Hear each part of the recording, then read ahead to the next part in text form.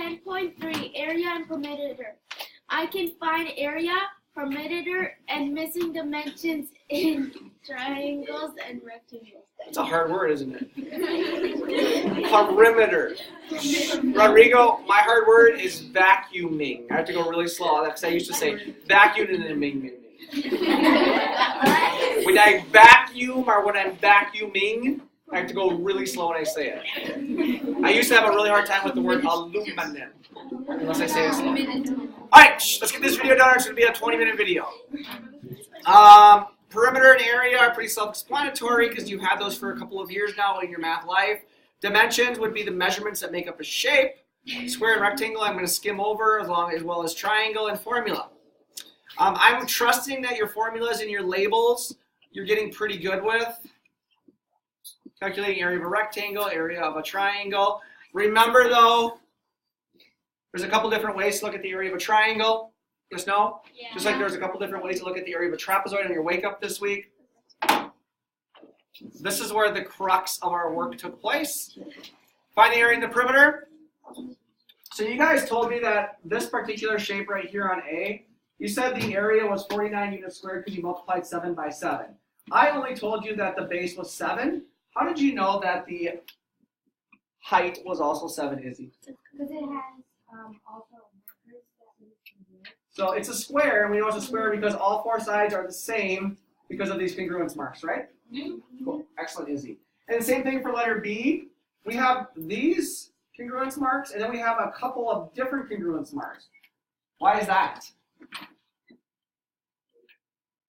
Riley? Because they're 2 different sides. 2 different sides. So this congruent mark and this congruent mark say that this side is 2, right? But because this side and this side are 6, we have different set of congruence marks. Yes, no? Triangle. Let me move this back so I can move. Your triangle.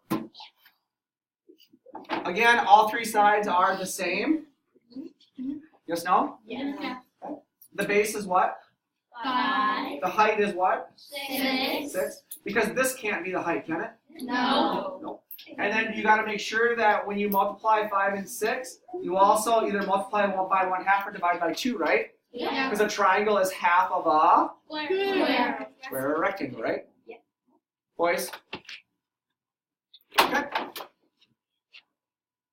D. Lavin, you care to explain letter D for us? You said the dimensions are 8 by 8. How did you get 8 by 8, remember? So kind of a guess and check, right? How do you get to 64 centimeters squared? You multiply the base times the height, and it must be 8 times 8. Right? Yeah. Okay.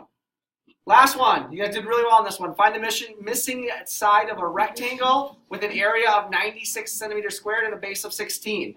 So a lot of you drew a picture, yes, no? Yes. And you knew the entire inside was filled with 96 square centimeters, right? Yeah. So literally, we would put 96 centimeters squared in here, right? And that would be the area. You knew the base was? 16. So we just needed to figure out base times what gets you to 96.